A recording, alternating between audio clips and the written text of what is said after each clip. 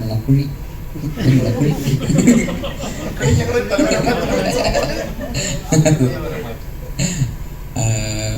അജയന്റെ രണ്ടാം മോഷണം ഭയങ്കര എക്സൈറ്റഡ് ആയിട്ട് ഞാൻ നോക്കി കാണുന്ന ഒരു സിനിമയാണ് അത്.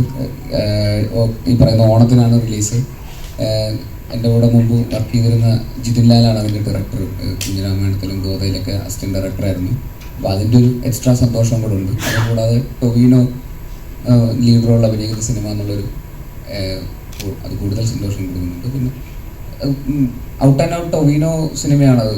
അവൻ 3 റോളുകൾ ചെയ്യുന്നുണ്ട് ആ സിനിമയിൽ 3 കാലഘട്ടങ്ങളിലൊക്കെ ആയിട്ട്. അപ്പോൾ അതിൻ്റേതായിട്ടുള്ള ത്രൂ ഔട്ട് ടൊവിനോ സിനിമയാണ്. ജിതിൻ കുറേ കഷ്ടപ്പെട്ടിട്ട് 7-8 വർഷമായിട്ട് ആ സിനിമയുടെ പിന്നാലെയാണ്. അത്രയും സ്കെയിലിൽ ആദ്യത്തെ സിനിമ ചെയ്യാന്ന് പറഞ്ഞാൽ അത്ര എളുപ്പമുള്ള കാര്യമല്ല.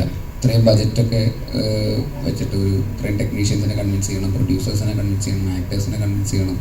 ഇതെല്ലാം ഒരു 8 വർഷത്തെ ജേണിയാണ് അതിൻ്റെ സ്റ്റാർട്ടിങ് മുതൽ അവസാനം വരെ. എപ്പോഴാണ് ഞാൻ ഷൂട്ട് ചെയ്തത് എനിക്ക് ഓർമ്മയുണ്ട്. 2 വർഷം മുമ്പ് കണ്ടാണ് ഷൂട്ട് ചെയ്തതൊക്കെ. അപ്പോൾ അത് കഴിഞ്ഞ് ഇത്രയും സമയം എടുത്തു. അത് പോസ്റ്റ് പ്രൊഡക്ഷനും ഒക്കെ കഴിഞ്ഞ് ഇപ്പോൾ ഓണത്തിന് വരുന്നു.